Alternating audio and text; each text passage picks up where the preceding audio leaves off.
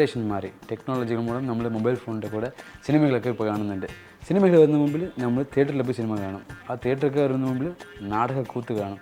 ആ നാടകമൊക്കെ ബേസ് ആയിരുന്നത് ഈ തോൽപ്പാവക്കൂത്താണ്. ഈ തോൽപ്പാവക്കൂത്ത് എന്നാൽ എന്താ, ഇതിന് എന്തൊക്കെ ഉണ്ടൊക്കെ ഈ വീഡിയോയിൽ നിങ്ങൾ കാണാൻ പോകുന്നുണ്ട്. റെഡിയാണോ? വരും.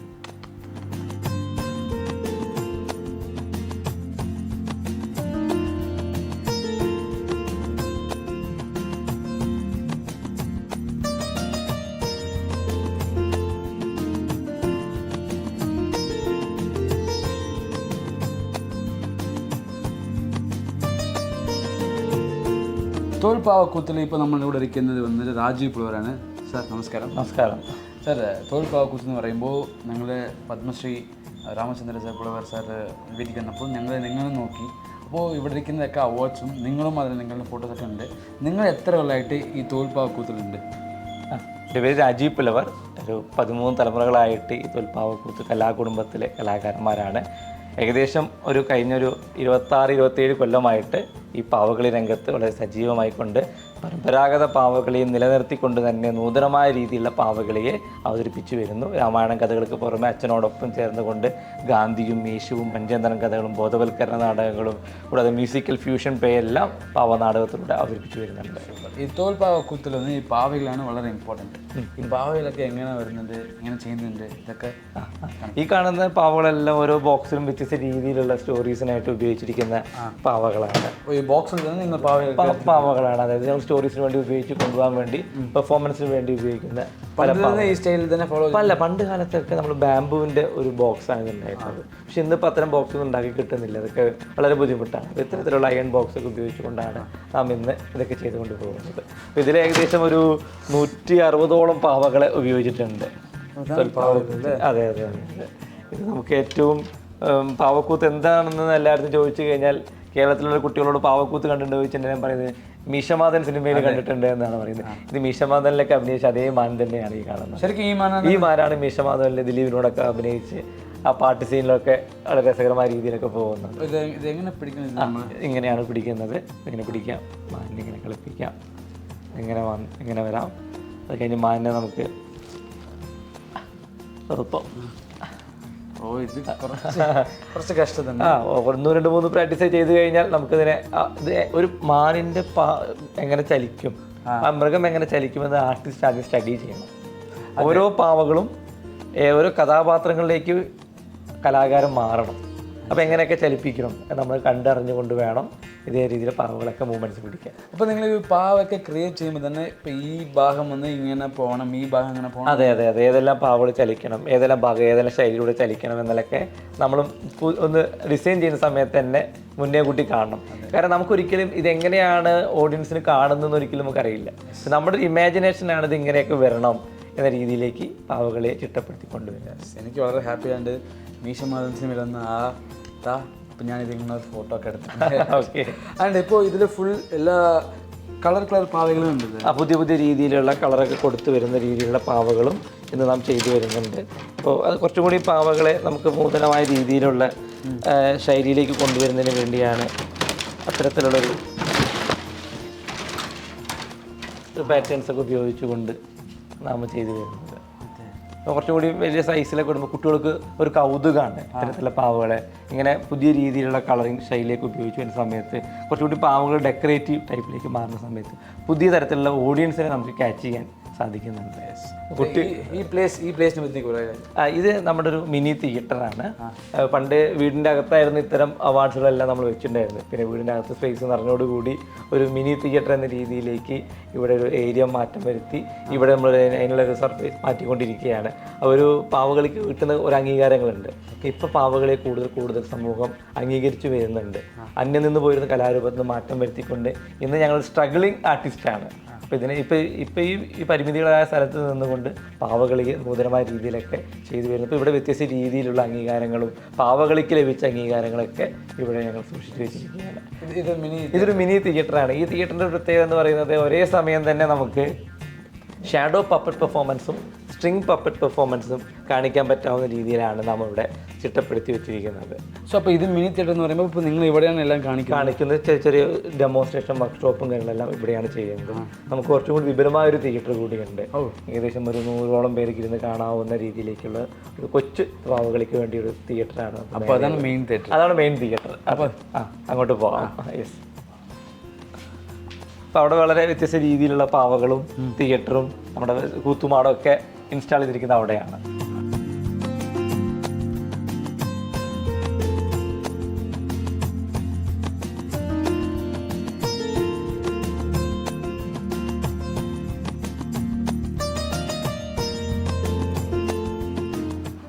ഇതാണ് നമ്മുടെ തിയേറ്റർ. ഇതാണ് ശരിക്കും തോൽപ്പാവക്കൂത്തിൻ്റെ വലിയ തിയേറ്റർ. അതെ.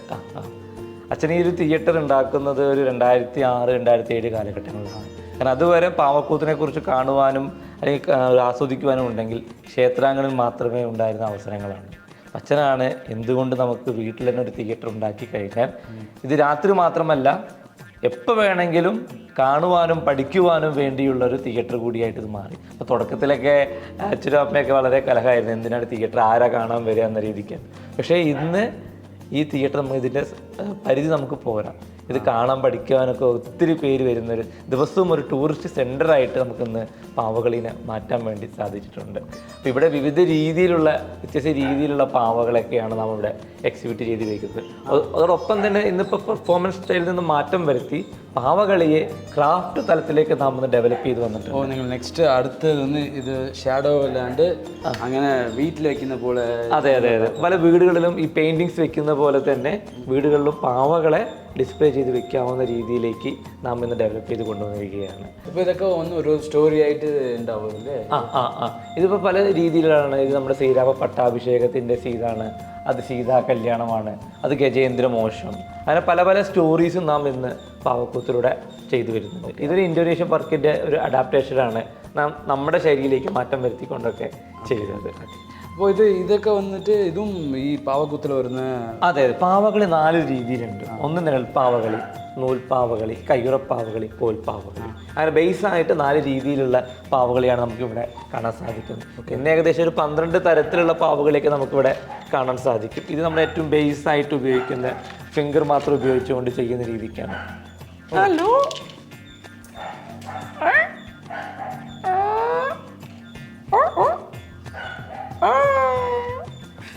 ഓക്കെ. ഇതൊന്ന് ഫിംഗർ യൂസ് ചെയ്ത്. ഫിംഗറിന്റെ പേര് ഇത് ഒരു ഗൗപ്പറ്റാണ്. അതിന്റെ ഒരു ബോഡി മാത്രമേ, ഹെഡ് മാത്രമേ ഉള്ളൂ. പിന്നെ അതിന്റെ ബാക്കി കോസ്റ്റ്യൂംസ് ഒക്കെ വരുന്നതോട് കൂടി. അപ്പോൾ ഏറ്റവും ഇനീഷ്യൽ ടൈപ്പിൽ നാം പാവകളി അതിന്റെ മേക്കിംഗ് ഈ രീതിക്കൊക്കെയാണ് ചെയ്തു വരുന്നത്. ഇതെല്ലാം പിന്നെ നൂൽപ്പാവകളി, ആ രീതിക്കുള്ള പാവകളൊക്കെയാണ് ഇവിടെ ഡിസ്പ്ലേ ചെയ്ത് വെച്ചിരിക്കുന്നത്. അപ്പോൾ ഇവിടെ പാവകളെ കുറിച്ച് കാണുവാനും പഠിക്കുവാനും വരുന്ന കുട്ടികൾക്ക് വിവിധ രീതിയിലുള്ള പാവകളിയെ പരിചയപ്പെടുത്തുക. ഞങ്ങൾ പരമ്പരാഗത രീതിയിൽ ചെയ്യുന്നത് ഷാഡോ പപ്പട്രിയാണ്. അതോടൊപ്പം തന്നെ വ്യത്യസ്ത രീതിയിലുള്ള പാവകളിയെ പരിചയപ്പെടുത്തി കൊടുക്കുക കൂടിയാണ് നമുക്ക് ഇവിടെ ചെയ്തുകൊണ്ടിരിക്കുന്നത്. അപ്പോൾ നിങ്ങൾ ഇപ്പോഴത്തെ ജനറേഷൻ ഇപ്പോൾ അപ്ഡേറ്റ് ഒക്കെ ആകുമ്പോൾ ഈ അപ്ഡേറ്റ് നിങ്ങൾ അപ്ഡേറ്റ് ആയിരിക്കുന്നുണ്ട്. തീർച്ചയായും അത് കാലത്തിനനുസരിച്ച് കൊണ്ട് പുതിയ പുതിയ പരിഷ്കാരങ്ങളൊക്കെ പാവകൾ ഇവിടെ നാം ചെയ്തു വരുന്നുണ്ട്. കാരണം കാലാനുവൃത്തിയായിട്ട് കലാകാരന്മാരെപ്പോഴും പുതിയ സംവിധാനങ്ങളോട് പൊരുത്തപ്പെടണം. അങ്ങനെയാണ് നാം ജീവിക്കുന്നത് ഡിജിറ്റൽ വേൾഡിലാണ്. അതെ. ഡിജിറ്റൽ വേൾഡിൽ എന്തുകൊണ്ട് പാവകളെ നമുക്ക് ഡിജിറ്റലൈസേഷൻ ചെയ്തുകൂടാ, ഓട്ടോമേഷൻ സംവിധാനത്തിലൂടെ പാവകളെ ചെയ്തുകൂടാ എന്നതിൻ്റെ ഒരു ഉദാഹരണമാണ്.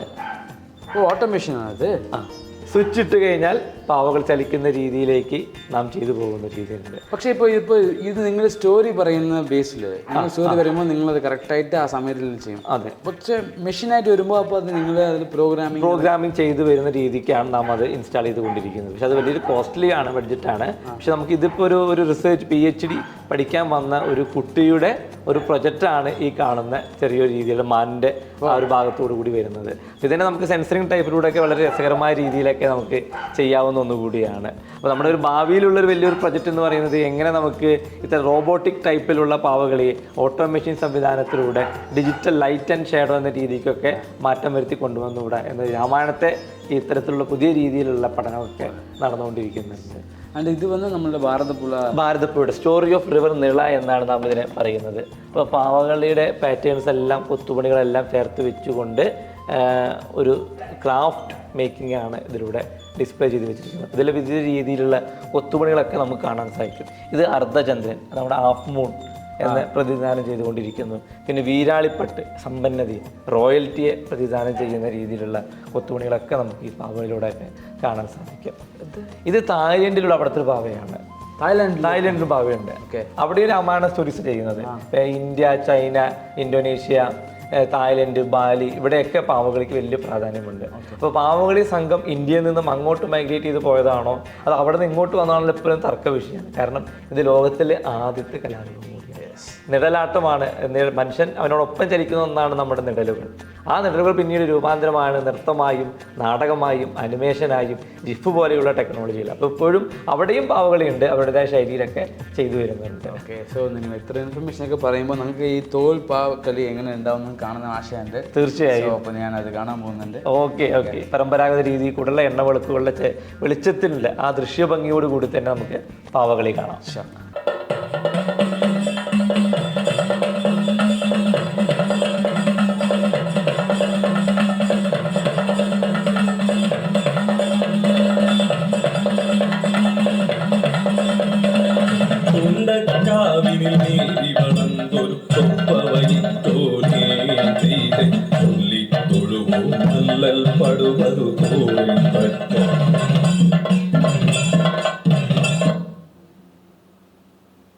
സോ ഇപ്പോൾ നമ്മളുടെ കൂടെ പത്മശ്രീ രാമചന്ദ്ര പുലവർ സാറുണ്ട്.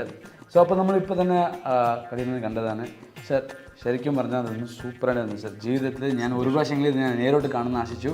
അത് ഇന്ന് നടന്നു. വളരെ ഹാപ്പിയാണ്. ഓക്കെ, സന്തോഷം. യെസ്, ഈ തോൽപ്പാവ കൂത്ത് എന്ന് പറയുമ്പോൾ ആ പേരിൽ തന്നെ അത്ര പവർ ഉണ്ട്. ബിക്കോസ് ഇത് പണ്ടത്തെ കുറേ കാലത്തിന് മുമ്പ് ഫസ്റ്റ് ആർട്ട് എന്ന് പറയും എല്ലാവരും. അതെ അതെ. ഈ തോൽപ്പാവ കൂത്ത് ഇപ്പോൾ എങ്ങനെ ഉണ്ട് ഇപ്പോൾ പ്രസൻറ്റ് ജനറേഷനിൽ? പ്രസൻറ്റ് ജനറേഷൻ ആചാരം അനുഷ്ഠാനത്തിൻ്റെ ഭാഗമായി എല്ലാ ക്ഷേത്രങ്ങളിലും മധ്യമലബാറിൽ, പാലക്കാട്, തൃശ്ശൂർ, മലപ്പുറം ഈ ജില്ലകളിലൊക്കെ എല്ലാ വർഷാവർഷവും ജനുവരി മാസം മുതൽ ജൂൺ മാസം വരെയുള്ള കാലഘട്ടങ്ങളിലാണ് അവതരിപ്പിക്കുന്നത് പാവകളി. This is not shadow puppet play എന്ന് പറയും. ഇത് ലോകത്തിൻ്റെ എല്ലാ ഭാഗത്തുണ്ട്. നമ്മുടെ ഭാരതത്തിൽ മാത്രമല്ല, ഔട്ട് ഓഫ് ഇന്ത്യയിലും കൂടാതെ മിഡിൽ ഈസ്റ്റ് രാജ്യങ്ങളിലും ഏഷ്യൻ രാജ്യങ്ങളിലും എല്ലാ രാജ്യങ്ങളിലും ഉണ്ട്. കേരളത്തിൽ ആണ് ആചാരപ്രകാരം പെർമനൻ്റ് ആയിട്ടുള്ള കൂത്തുമാടങ്ങൾ എന്ന് പറയുന്ന പപ്പറ്റ് തിയേറ്റർ ഉണ്ട്. അപ്പം ഇന്നും ഞങ്ങൾ പാവക്കൂത്ത് അവതരിപ്പിക്കാൻ പോകുന്നുണ്ട്. അങ്ങനെ ഒരുപാട് ക്ഷേത്രങ്ങളുണ്ട്. ഞാൻ തോൽപ്പാവക്കൂത്ത് എന്ന് കേൾക്കുമ്പോൾ ഈ രാവൺ യുദ്ധം വന്നിട്ട് കാണിക്കാൻ വേണ്ടി ഭഗവതിന് വേണ്ടി നമ്മൾ വന്ന് ഇത് തുടങ്ങിയതാണെന്നൊക്കെ ഞാൻ കേട്ടിട്ടുണ്ട്. അതൊക്കെ എത്ര ട്രൂ ആണ്? ഇത് എപ്പോഴാണ് ഇത് ഒറിജിനേറ്റ് ആയി ഈ തോൽപ്പാവക്കൂത്ത്? അതായത് നമ്മോടൊപ്പം സഞ്ചരിക്കുന്നതാണ് നിഴലുകൾ. അപ്പോൾ ആദിമ മനുഷ്യൻ ഈ വെളിച്ചം, പ്രകാശം എന്നുണ്ടായി. എല്ലാ മതസ്ഥരുടെയും, ഹിന്ദു, മുസ്ലിം, ക്രിസ്ത്യാനി എല്ലാ മതസ്ഥരുടെ ആ ദൈവങ്ങളൊക്കെ ഉണ്ടാകുന്നതിന് മുൻപേ പ്രകാശത്തെയാണ് ആരാധിച്ചിരുന്നത്. പ്രകാശം എന്നുണ്ടായി, ആ ഉണ്ടായതോടൊപ്പം തന്നെ അതിന് നിഴലുണ്ടായി. അപ്പോൾ മനുഷ്യന് നിഴലുണ്ടായി. അപ്പോൾ നിഴലിലൂടെ മനുഷ്യൻ അവൻ്റെ അവയവങ്ങളായിട്ടുള്ള കൈകളും കാലുകളും ഒക്കെ ചലിപ്പിച്ചു. ആ ചലനം ലോകപ്രസിദ്ധമായി. അതിനോട് നൃത്തമുണ്ടായി, നാടകമുണ്ടായി, പാവനാടകങ്ങളുണ്ടായി. അപ്പോൾ അന്നത്തെ കഥ രാമായണമല്ല. രാമായണത്തിന് മുമ്പേ കേരളത്തിലുണ്ടായിരുന്ന തമിഴ് സംസ്കാരമായിരുന്നു, തമിഴ് ഭാഷയായിരുന്നു ഇവിടെ ആദ്യം ഉണ്ടായിരുന്നത്. അപ്പോൾ അതിലൂടെ നല്ലതാങ്കാൾ കഥ, കോവിലൻ്റെ കഥ, പിന്നെ കർണകിയുടെ ചിലമ്പിൻ്റെ കഥ, അതൊക്കെയായിരുന്നു ഞങ്ങളുടെ പൂർവികർ കാണിച്ചു വന്നിരുന്നത്. ഞങ്ങളുടെ പൂർവികർ എന്ന് പറയുന്ന പുലവന്മാർ 807-ാം നൂറ്റാണ്ടിലെ ചോള സാമ്രാജ്യത്തെ രാജാവിൻ്റെ ആസ്ഥാന കവികളായിരുന്നു, രാജാവിൻ്റെ ഉപദേശകന്മാരൊക്കെ ആയിരുന്നു. അപ്പം അങ്ങനെയുള്ള മഹാപണ്ഡിതന്മാരാണ്. അവർക്ക് എന്താണെന്ന് വെച്ചാൽ, അതായത് രാമായണവും മഹാഭാരതവും നല്ലതങ്കാൾ കഥയും കോവിലം കഥയും ഏത് കഥ വേണമെങ്കിലും അവർ പ്രസൻറ്റ് ചെയ്തിട്ട് ആ രാജ്യസദസ്സിലും അതുപോലെ മറ്റുള്ള വേദികളിലൊക്കെ എത്തിപ്പെട്ടുകൊണ്ട് അവർ അതിനെ വിശാലമായിട്ട് ഇങ്ങനെ എല്ലാവരെയും പറഞ്ഞ് ആസ്വദിച്ച് ആ ഗ്രാമീണ ജനങ്ങളെ ആസ്വദിപ്പിച്ചിരുന്നു. അത്ര വലിയ ഒരു കലാരൂപമാണ് തോൽപ്പാവക്കൂത്ത് എന്ന് പറയുന്നത്. ഇപ്പോൾ തോൽപ്പാവക്കൂത്ത് എന്ന് പറയുമ്പോൾ നിങ്ങൾ എത്രാമത്തെ ജനറേഷനായി ഇത് ഫോളോ ചെയ്തിട്ട് വരുന്നത്? അതായത് രേഖപ്രകാരം ഒരു 13 തലമുറകളായി. 13 തലമുറ. അതായത് ചിന്നത്തമ്പി വാദ്യാർ അന്ന് വാദ്യാരായിരുന്നു. പിന്നെയാണ് അദ്ദേഹം പുലവരായത്. മഹാപണ്ഡിതന്റെ കവികളാണ് ഇവരൊക്കെ. കമ്പരുടെ രാജസദസ്സിൽ ഇവരോടൊപ്പം ചേർന്നുകൊണ്ട് ഞാൻ നേരത്തെ പറഞ്ഞ ചോള സാമ്രാജ്യത്തിൻ്റെ രാജാവിൻ്റെയൊക്കെ ആ സദസ്സിൽ കവികളായിരുന്നു. അപ്പോൾ അത്രയും വർഷം അതായത് എന്നുണ്ടായി എന്ന് ചോദിച്ചാൽ പറയാൻ പറ്റില്ല. അപ്പോഴേ രേഖപ്രകാരം ചിന്നത്തമ്പി വാദ്യാർ എന്ന് പറയുന്ന മഹാപണ്ഡിതനാണ് ഞങ്ങളുടെ കവളപ്പാറ എന്ന് പറയുന്ന ആര്യങ്കാവ് ക്ഷേത്രത്തിൽ അവതാരം മുതൽ പട്ടാഭിഷേകം വരെ പാവക്കൂത്ത് അവതരിപ്പിക്കുവാനുള്ള വേദി ഉണ്ടാക്കിയത്. ആன்று പൊരുത്തന്ന് പുലത്തിറ്റാകി അവിയകത്തുറകളാകി. വനത്തിൽ നോക്കുന്ന സമയത്ത് കാട്ടുമൃഗങ്ങളെയല്ലേ കാണുന്നത്? സീതാദേവിക്ക് ഭയം വരും.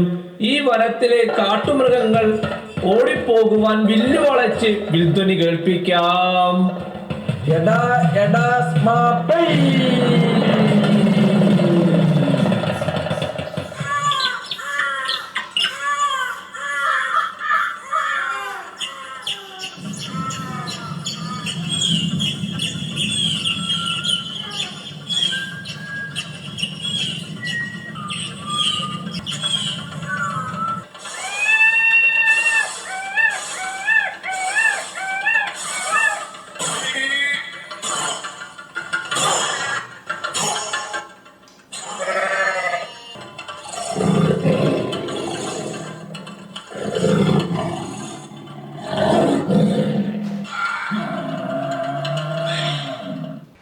സാറ് പറഞ്ഞു നിങ്ങളൊരു 13 ജനറേഷൻ ഇതൊക്കെ ഫോളോ ചെയ്യുന്നു. അതെ. എപ്പോഴും എന്താണെന്ന് വെച്ചാൽ നമുക്ക് എന്തെങ്കിലും ഇൻട്രസ്റ്റ് ഉണ്ടായിരുന്നാൽ അത് അടുത്ത ജനറേഷൻ ഫോളോ ചെയ്തിട്ട് പോകും. നിങ്ങൾക്ക് ഇതിൽ ഇൻട്രസ്റ്റ് എപ്പോഴാണ് വന്നത്? അത് ഇൻട്രസ്റ്റ് തുടങ്ങാൻ കാരണം എന്താണ്? അതായത് 8 വയസ്സാകുമ്പോൾ തന്നെ ഞാൻ ക്ഷേത്രങ്ങളിൽ അച്ഛൻ്റെ കൂടെ പോകും. അപ്പോൾ അന്നൊക്കെ പ്രധാന ആഹാരമാണ് കൂത്ത് സദ്യ. അതായത് ഇത് സ്പോൺസറിങ് ആണ്. പണ്ട് കാലത്ത് രാജാക്കന്മാരും രാജകുടുംബാംഗങ്ങളും സമ്പന്ന കുടുംബങ്ങളൊക്കെ സ്പോൺസറായിരുന്നു. അപ്പോൾ നല്ല ആഹാരം കിട്ടും. പായസമൊക്കെ 3-4 രീതിയിലെ പായസങ്ങളൊക്കെ. കൂത്ത് സദ്യക്ക് പോവാം, കൂത്ത് പറയാൻ പോവാം, 1-2 പാട്ടൊക്കെ പഠിക്കും. പിന്നെ അങ്ങനെ അപ്പോൾ അവർ ചോദിക്കും, പോകുന്ന ഭാഗത്ത് ചോദിക്കും, കുട്ടി കൂത്ത് പഠിച്ചിട്ടുണ്ടോ? പഠിച്ചിട്ടൊരു പാട്ട് പാടൂ. അപ്പോൾ ഒരു പാട്ടൊക്കെ പാടും. അപ്പോൾ തോൽപ്പാവ കൂത്തിൽ ആദ്യത്തെ ഒരു പാട്ടുണ്ട്. അത് ഉച്ചാരണ ശുദ്ധി വരണം, നമ്മളുടെ അക്ഷരങ്ങൾക്ക് സ്ഫുടത വരണം. അപ്പോൾ കമ്പരാമായണത്തിലെ ഗണപതി സ്തുതിച്ചുകൊണ്ടൊരു പാട്ടാണ് ആദ്യം. കമ്പക്കടകരി മുഖവാ ഗണപതി കക്കാഗംഗങ്ങ ചന്തത്തിനകനി കുമ്പിട്ടരുളിയ ചച്ചാജഞ്ചഞ്ഞ അരിയോടവിൽ പയറ അപ്പം തെരുവിൻ തത്താതന്തന്ന തന്നിട്ടടിമലർ വെച്ചിത തൊഴുതേൻ പപ്പാബമ്പമ്മ എതിരൊടു മരുവിയ ഉദവിയ ഗണപതി യരല വസല സരളാക്ഷ. അപ്പോൾ 56 അക്ഷരങ്ങളും വന്നു. അപ്പോൾ അക്ഷരസ്ഫുടത, വോയിസ് എക്സസൈസ് ഇതാണ് ആദ്യം പഠിപ്പിക്കുക. അപ്പോൾ മലയാളത്തിലും തമിഴിലായാലും ഈ അക്ഷരസ്ഫുടതയ്ക്ക് വേണ്ടിയിട്ടുള്ള ഈ ശ്ലോകം പഠിച്ച് അത് പാടിക്കഴിഞ്ഞാൽ പിന്നെ ഗണപതി സ്തുതിയാണ്. അപ്പോൾ സ്തുതി പാടുമ്പോൾ കുട്ടി ക്യാമറയാണെങ്കിൽ പഠിക്കൂട്ടോ. അപ്പോൾ അടുത്ത ദിവസം അടുത്ത ഭാഗം കൊണ്ടു. അന്ന് ആരും കാശ് തരും, 4 അണ 8 അണ 5 രൂപ വരെയൊക്കെ തരും. അപ്പോൾ അത് വളരെ ഹാപ്പിയായി. അപ്പോൾ നമ്മുടെ ആവശ്യങ്ങൾ നടക്കും. എല്ലാ വീടുകളിലും സാമ്പത്തികമായിട്ട് ബുദ്ധിമുട്ടുണ്ടാവും. അപ്പോൾ നമുക്ക് ഇങ്ങനെയൊക്കെ പോകുമ്പോൾ കാശും കിട്ടും. അപ്പോൾ നമ്മളെ ആവശ്യങ്ങൾ നടക്കുകയും ചെയ്യും. എന്ന് പറഞ്ഞാൽ വലിയ വലിയ ആവശ്യങ്ങൾ, ചെറിയ ചെറിയ ആവശ്യങ്ങൾ നടക്കുകയും ചെയ്യും. മിഠായി വാങ്ങാനും. അപ്പോൾ അങ്ങനെ പോയി അച്ഛനാണ് ജനകീയമാക്കിയത്. 69 കാലഘട്ടത്തിൽ EMSൻ്റെ ഭരണകാലത്ത് കേരളത്തിൽ അദ്ദേഹം വിളിച്ചു. ആദ്യമേ ലോക മലയാള സമ്മേളനത്തിന് വിളിച്ചു. അപ്പം അന്ന് അച്ഛൻ പോയ സാധനം എനിക്ക് 9 വയസ്സൊക്കെ ആയിരുന്നു. കൂടെ പോയി അവിടെ അവതരിപ്പിച്ചു. ഗംഭീരമാണ് കേട്ടോ, നന്നായിട്ടോ എന്നാൽ മന്ത്രിമാരുടെ അഭിപ്രായങ്ങളൊക്കെ ഉണ്ടായി. പിന്നെ തുടർന്ന് അതിലേക്ക് പാട്ടുകളൊക്കെ പഠിക്കാൻ വേണ്ടി ദിവസം 4 പാട്ടൊക്കെ കാണാപ്പാടം പഠിക്കണം. അങ്ങനെയൊക്കെ പഠിച്ചു വന്ന് പിന്നെ അച്ഛൻ ആദ്യമായിട്ട് 79 ആണ് അന്ന് മോസ്കോയിലേക്ക് പോയത്. അവിടെ നടന്ന ഇൻ്റർനാഷണൽ പപ്പറ്ററി ഫെസ്റ്റിവലിൽ പങ്കെടുക്കാൻ ഭാഗ്യമുണ്ടായി. അപ്പോൾ അതിൽ പങ്കെടുത്തു. അപ്പോൾ അവിടെ നോക്കുമ്പോൾ ഗംഭീരം, നമ്മളെക്കാട്ടിയും ഗംഭീരമായിട്ടുള്ള പാവകളി. അങ്ങനെയാണ് ഇതിലേക്ക് താല്പര്യം വന്നതും. ഞാൻ തന്നെ ഇപ്പം എന്ത് ചെയ്യുന്നു, 6 മാസം നമ്മൾ പറയില്ലേ, കാടാറ് മാസം 4 മാസം എന്നൊക്കെ പറയില്ലേ, അതേമാതിരി ഞങ്ങളുടെ ജീവിത രീതി 6 മാസം ക്ഷേത്രങ്ങളിൽ ഉത്സവം. അത് കഴിഞ്ഞപ്പോൾ 6 മാസങ്ങളിൽ ഞാൻ പുതിയ കഥകളൊക്കെ ചെയ്യും. ഗാന്ധി കഥ, യേശുദേവൻ്റെ കഥ. അപ്പോൾ ഇന്നലെ കേരളീയം കാണിച്ചു. കേരളത്തിൻ്റെ ഉൽപ്പത്തി പരശുരാമൻ മഴ പറഞ്ഞതും, അതുപോലെ ഇംഗ്ലീഷിലും ഹിന്ദിയിലും തമിഴിലും മലയാളത്തിലും ഏതെല്ലാം കഥകൾ ചെയ്യുന്നു അതൊക്കെ 4 ഭാഷയെ കാണിക്കും. പക്ഷേ അങ്ങനെ ആകുമ്പോൾ ഈ പുതിയ കഥകളൊക്കെ ചെയ്യുമ്പോൾ താല്പര്യം വന്നു തുടങ്ങി. അപ്പോൾ മക്കളും കുടുംബങ്ങളും പിന്നെ എൻ്റെ മോളും വൈഫൊക്കെ equality for woman environmental story, സ്ത്രീ സമത്വം, ആ കഥകൾ ചെയ്തു. അപ്പോൾ അതിനും നിറയെ വേദികളായി, ഇഷ്ടംപോലെ വേദികളായി. പത്മശ്രീ അങ്ങനെ വന്നപ്പോഴാണ് പത്മശ്രീ എന്ന് പറയുന്ന അംഗീകാരം തേടിയെത്തിയത്. ഞാൻ ഇവിടെ നിന്ന് രാമനോട് കൂടി ഇതാ യുദ്ധത്തിന് പുറപ്പെടാം. மனிதா கேள் முதல் போரில் வந்ததில் மலைந்து ராவணன் மயங்கினான். இனியும் அப்படி இறப்பனென்றுயர்த்திருதியத்தின் இசையுண்டனே நிறுதி வென்றிருவளை தரும் கணைகள் கொண்டு நின்றுடல் குடிக்கவே ஜனனமின்றொடு நிறுதி வாழ்வனது சத்தியம் சௌரியத்தினார். ഹേ രാമ, രാമ രാഘവ, ഇത് രാമരാവണ യുദ്ധമാണ്. ഈ യുദ്ധം കാണാൻ ദേവന്മാർ, ഋഷീശ്വരന്മാർ, ആകാശവാസികൾ, ഭൂലോകവാസികൾ, ലോകവാസികൾ, പാതാളവാസികൾ എല്ലാവരും വന്നിരിക്കുന്നു. നീ കണ്ടില്ലേ? രാമ രാഘവ, ഇനി ആകാശം, ഭൂലോകം, പാതാളം സകലയിടത്തും ഓടി ഓടി നമുക്ക് യുദ്ധം ചെയ്യാം.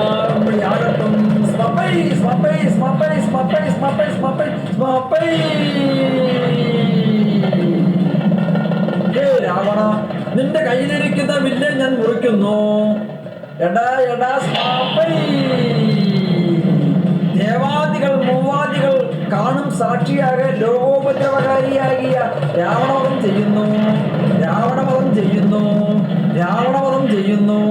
എടാ എടാ സ്മാപ്പൈ.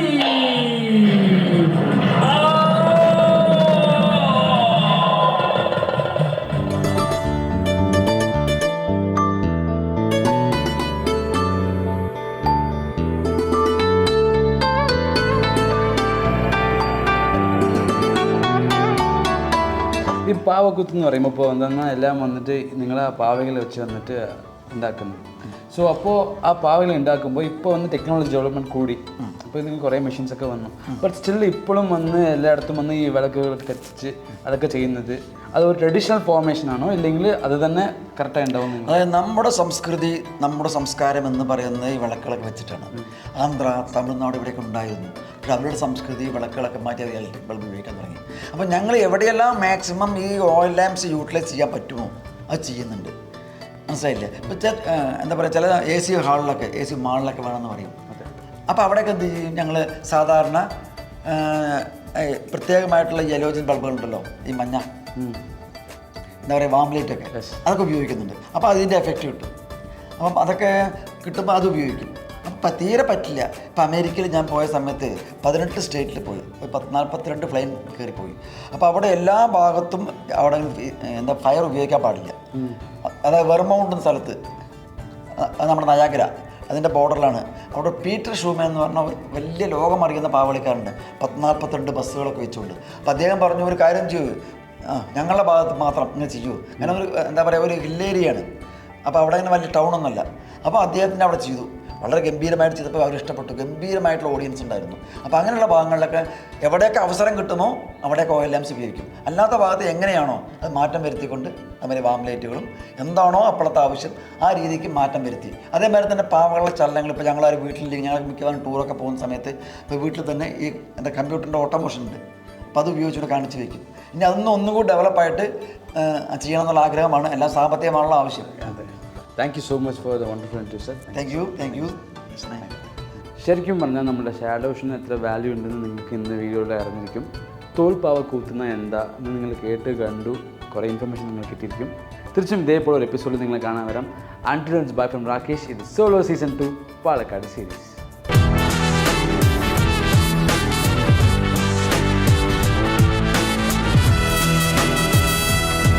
സോ ഇപ്പോൾ ഞങ്ങൾ കാഞ്ഞിരപ്പുഴ ഡാമിൽ വന്ന് ഫിഷിംഗ് ചെയ്തിട്ടിരിക്കുന്നുണ്ട്.